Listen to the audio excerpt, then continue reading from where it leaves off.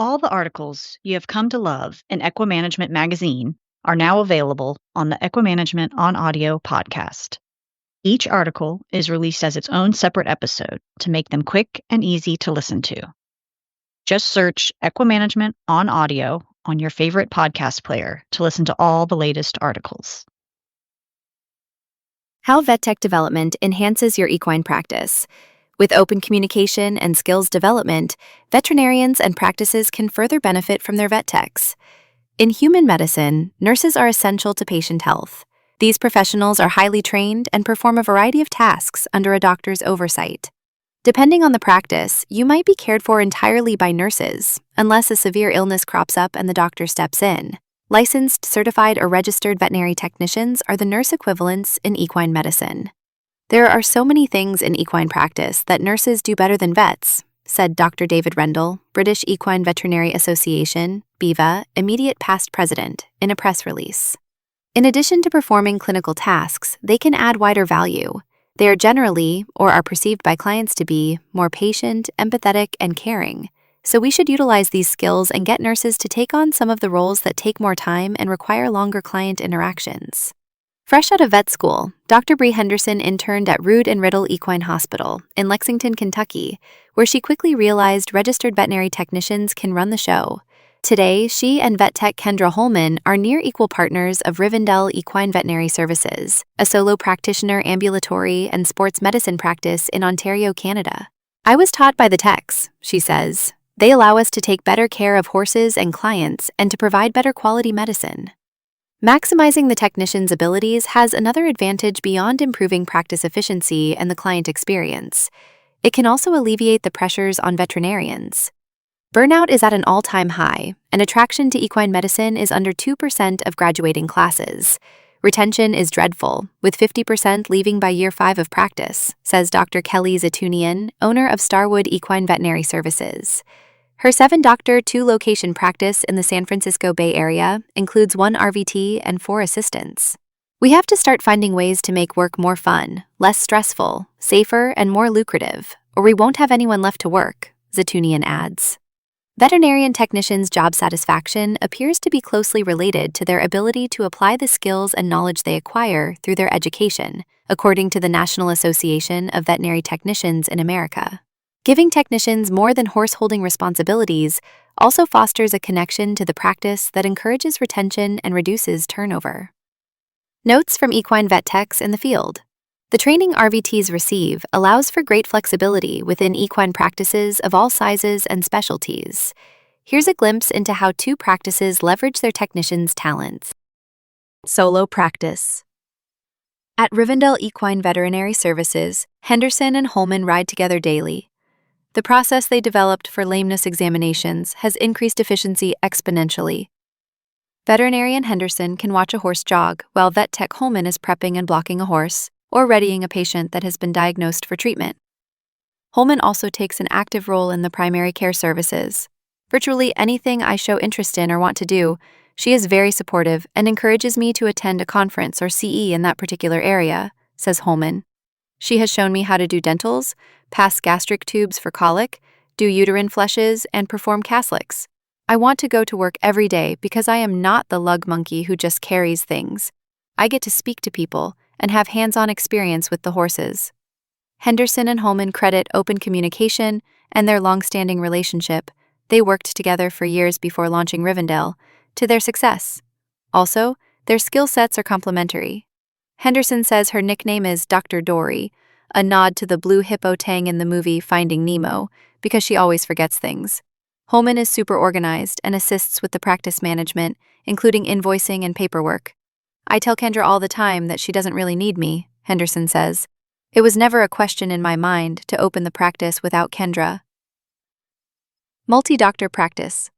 Sue Novick is the field manager at Zatunian's Starwood Equine Veterinary Services. Novick says she can wear almost all the hats the practice needs, except being a vet. She handles IT and equipment repair, pharmacy inventory, ordering, billing, client relations, delivery, safety, and office cleanliness. She also sees solo appointments. Novick is certified in massage therapy and performs a service no one else in the practice provides, She also schedules and performs monthly treatments, including IM and IV shots, plus laser and shockwave treatments. Taking on a wide variety of tasks allows the doctor's schedules to remain open for specialized appointments and emergencies. It feels really good to be useful, Novick says. These extra responsibilities took time to acquire, and I was supported along the way until I felt comfortable running the show on my own. Starwood Equine Veterinary Services also offers an extended care service staffed by technicians and assistants who provide care and medicate animals when clients are out of town. Clients have peace of mind knowing well-trained eyes are on the horse, and they have the doctor team on speed dial if there are any concerns, Zatunian adds. 3 tips for maximizing equine vet tech skills. Veterinary technicians can help you work more efficiently and effectively to provide your equine patients with the best care possible. If you're not already leveraging their skills to their fullest potential, here are 3 steps you can take to hire your first technician or expand the role of existing staff. 1. Know the parameters. Each state has regulations defining what veterinary technicians can and cannot do. There are no uniform licensing or credentialing requirements for veterinary technicians in the United States, so it's important to know your state's rules. Make sure you are familiar with the duties and responsibilities veterinary technicians are legally permitted to perform in your state. Then consider: is your practice leveraging your equine vet tech's expertise and providing them opportunities to succeed in ways that benefit your business? I have never been placed in a situation where I felt alone or over my head, Novick says. I know that I can ask for help whenever I need it, and that it will be provided. 2. Ask your technicians about their goals. Candid conversations are the best way to learn about a technician's specific interests or specialties and career goals. Ask them to identify where they recognize strengths and skill gaps that can be addressed through training or mentoring. In the conversation, share areas of strengths you see and opportunities for development that might not be top of mind for a technician. 3. Mindset shift. Nearly half of equine veterinarians run solo practices, according to the 2020 Emergency Coverage Member Survey from the American Association of Equine Practitioners. I think some individuals don't want another person in the car with them all day, or don't think they have the work to pay an assistant. Maybe the owner is always there to hold for them, or they just always done the work themselves, Zaitunian says. We know that work is safer and more efficient when we have well-trained staff to help us. The AVMA AAEP economic report shows the vets with support staff earn more than those without. Hiring a technician is an investment, and some veterinarians worry a technician might leave after receiving training. Turnover is not unique in equine medicine. On average, employees work for an employer for 4.1 years, according to a 2021 economic news release from the U.S. Bureau of Labor Statistics.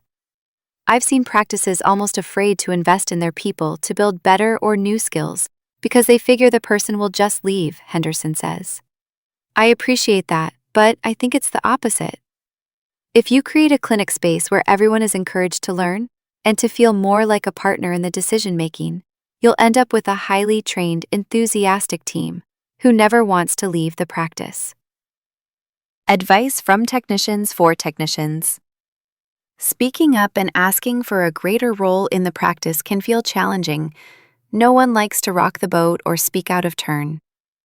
Novick and Holman share advice for technicians interested in taking on increased responsibilities within a practice. Look for pain points in the practice and look at your personal strengths, Novick says. Do any of those areas overlap? Then offer ideas to reduce the stress and take on ownership of that role.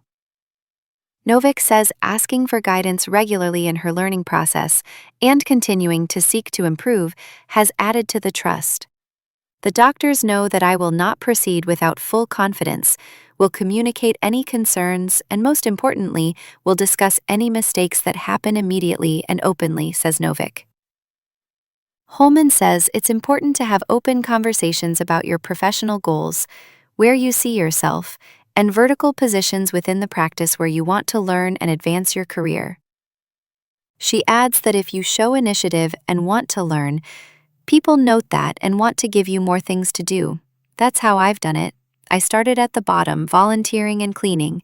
Between cleaning, I'd watch the procedures. The more I watched, the more I was involved.